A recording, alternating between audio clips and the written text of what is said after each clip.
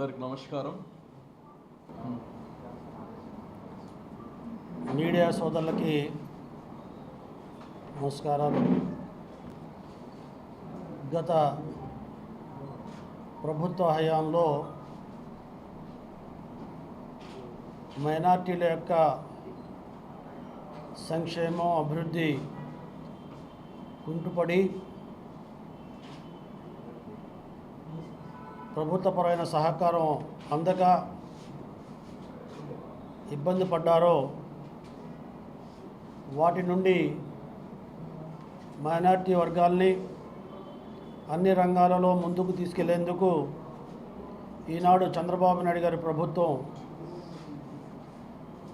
పకడ్బందీగా ప్రణాళికబద్ధంగా ముందుకు సాగుతుంది. ఒక నెల్లూరు జిల్లాలోనే మనం చూసుకుంటే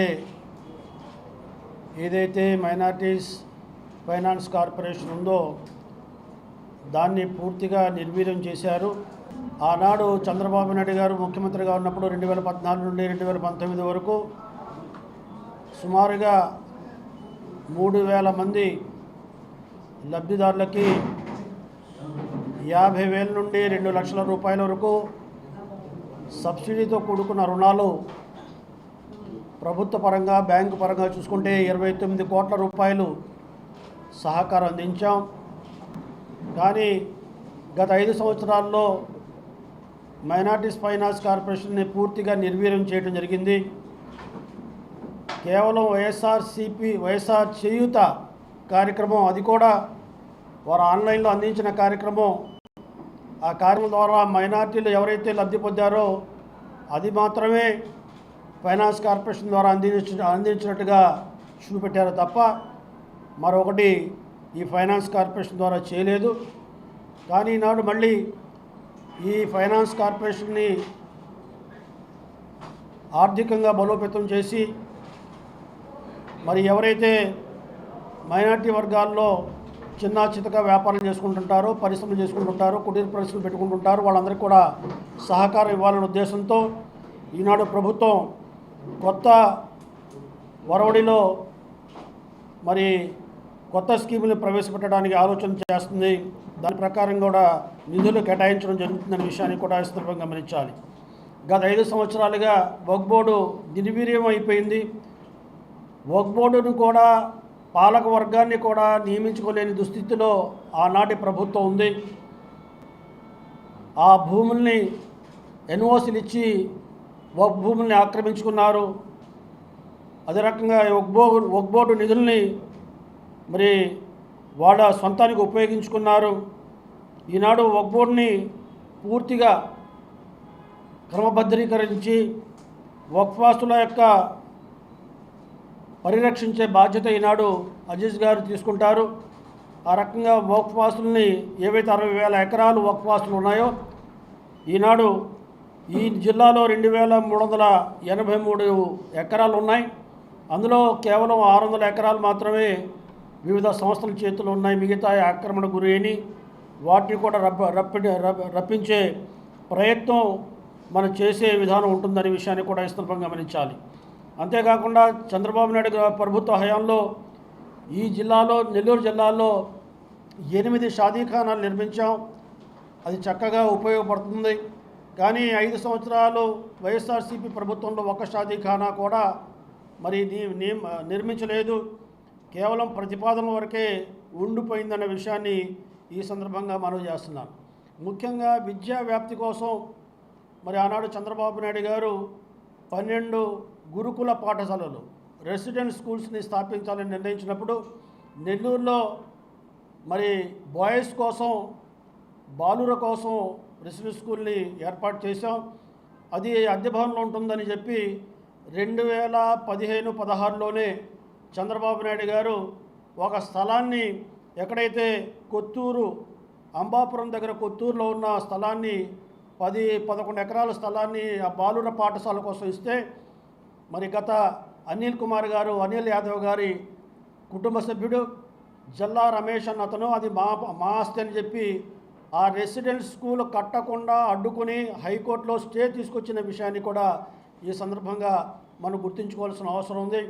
మరి ఎప్పుడైతే స్టే వచ్చిందో, కోర్టు లిటిగేషన్ వచ్చిందో, దీన్ని మరి పరిష్కరించడం లేట్ అవుతుందని ఆనాడు ప్రభుత్వం 15 కోట్ల రూపాయలు రెసిడెన్షియల్ స్కూల్స్ కోసం కేటాయించిన మొత్తం మరి నిర్వీర్యం కాకూడదన్న ఉద్దేశంతో అక్క చెరువు పాడులో అక్కడ 5 ఎకరాలు ఇచ్చి అక్కడ 15 కోట్ల రూపాయలతో భవనాలు నిర్మించిన పరిస్థితి ఏర్పడిందనే విషయాన్ని కూడా ఇస్తున్నాం మనం చేస్తున్నా.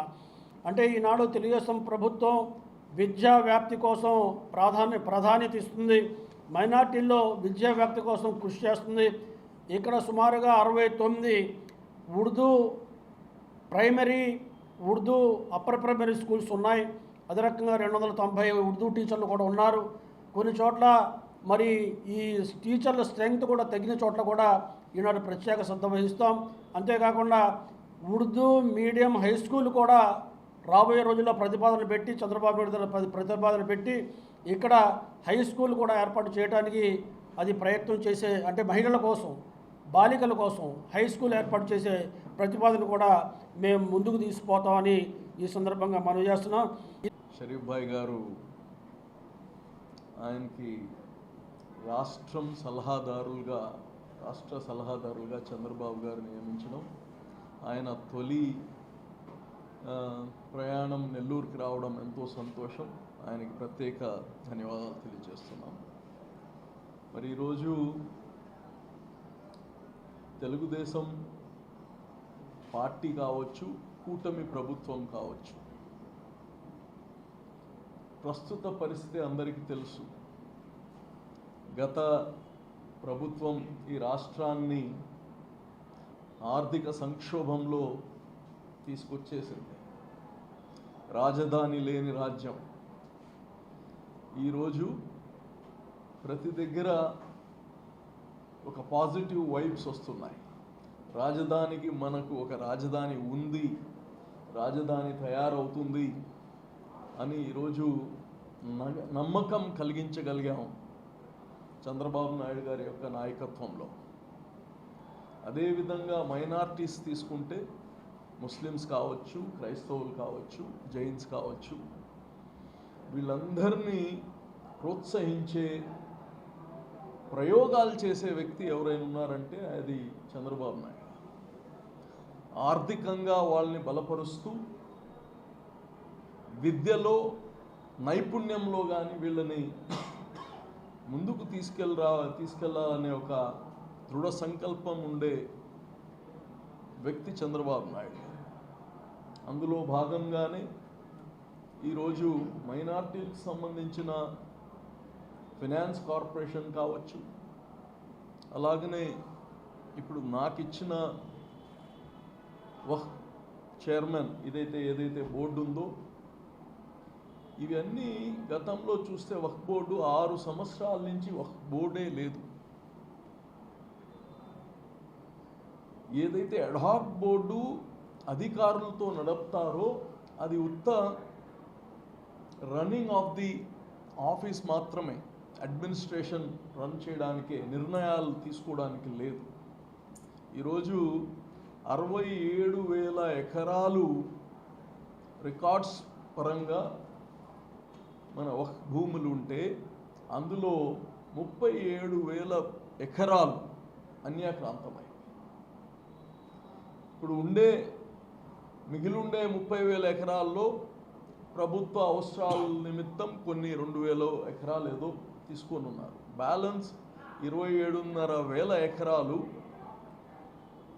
దాని జియో ట్యాగింగ్ చేయించడం, దాన్నన్నా కాపాడడం, దాన్ని రెవెన్యూ జనరేట్ చేసేటట్టు చేయడం, అలాగనే ఏదైతే అన్యాక్రాంతం అయ్యాయో అన్నిటినీ మళ్ళా చట్ట ప్రకారం దాన్ని ఎలాగా వెనక్కి తీసుకోవాలో ఇవన్నీ ఒక ప్రక్రియ. మనకిప్పుడు మైనార్టీ మినిస్టర్గా ఫారూక్ గారు గారు ఉన్నారు, అలాగనే షరీఫ్ భాయ్ గారు ఉన్నారు. వీళ్ళందరి యొక్క ఆలోచనలు, వీళ్ళ అనుభవాలు తీసుకొని ఈ వక్ఫ్ బోర్డుని చక్కదిద్దుతాం.